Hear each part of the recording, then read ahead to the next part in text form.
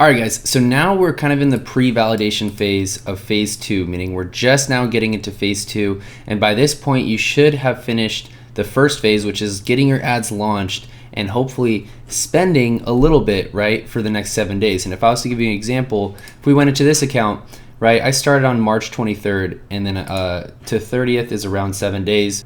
And these would be my results, right? I got 77 sales, $18 cost per conversion, which is great. Now, the return on ad spend overall for this would be anywhere from about a 2.5 to 2.75 right off the bat, which is really good. And the reason why I want to say that is because you don't really have to expect like extremely like unreal results right in the beginning, because when we go into keywords and see what we're showing up for example, there's a lot of opportunity for us to create these negative keyword lists, so we'll never show up for these clicks that were truthfully not even related to our product. So then maybe the next week we'll be at like $16 cost per conversion, or a little bit lower, or even get more conversions overall. And so what I just want to say is our little phase one test, this is just to get us off the ground and our base. Now, how do we analyze whether this is a good opportunity to continue? Now, there's a couple things. Now, first, like I kind of mentioned, the return on ad spend, right? So if I spent like $1,000, so $1,441, my return on ad spend should be that times 2. That should be the minimum, in my opinion, for me to keep going with this business and see a good opportunity. Just because there's so many good opportunities out there, if I don't see that, then I would be a little bit weary to continue.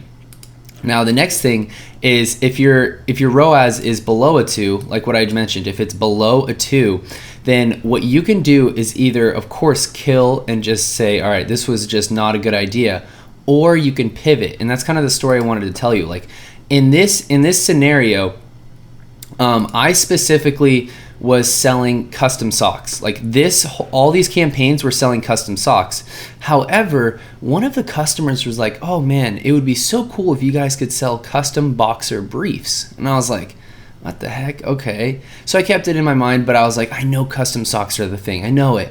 But then I was still like, okay, I could also pivot into custom boxers. And little did I know, like this campaign, right, was a 2.5, 2.75, but my custom boxers campaign, that made me over 150 grand in profit. That was like a 4.5 return on ad spend. I spent a ton, and it went absolutely bonkers. But the thing is that I had the ability to pivot in the same niche. So I was in this custom giftables niche, and if I was to kind of draw a little diagram, like we're in this little first phase, right, where you launched your ads. And guys, if you if you had trouble launching your ads, or something wasn't running, or the merchant center wasn't linking, or whatever, then you just need to contact support and get a couple things fixed. Don't let that stop you. This is too good of an opportunity to just pass up. That'd be really sad. So this is about 7 days we ran our ads, right? We gathered at least some type of data.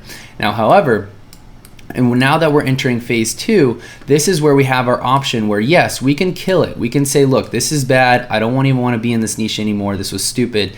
I want to get out. That's totally fine. Or we can do this thing where, okay, I could keep running my ads, or I could test this different product in my same niche and see if this one would work. And you can kind of repeat phase one in a way where you don't want to buy the product. If you don't want any risk, you just kind of run like another smoke test where, you don't have the product, but you're still running it like you do, and you're just seeing, will I get any sales? Now, the next thing is, of course, if you did see some promising signs in here, then we can go ahead and go over how to scale and optimize at least for the next 20 days. And I'll show you exactly how I did it in my account, what we look at. But you have to make this kind of decision right now on what you're going to do. And another thing I just want to say is something that really helped me, whether or not I'm going to continue with a business, even if it didn't do incredible out the gate, which is a little bit, I'm not going to say rare, but if you do your product research, it should do pretty well. So usually the issue is your product research wasn't really up to par.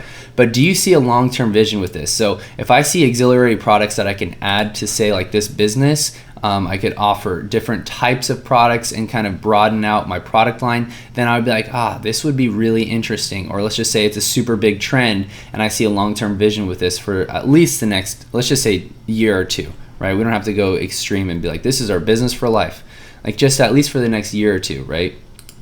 And so, but that was kind of something that really helped me, but I want to make this video short. So just analyze this, guys. Analyze kind of your metrics, see what you're showing up for, and look at your search terms too. Go into keywords, look at actually what you're showing up for, and maybe you'll be like, oh man, I was showing up for so much. My biggest issue was I didn't have a big enough negative keyword list. I'm gonna run this for the next couple days and analyze it from there.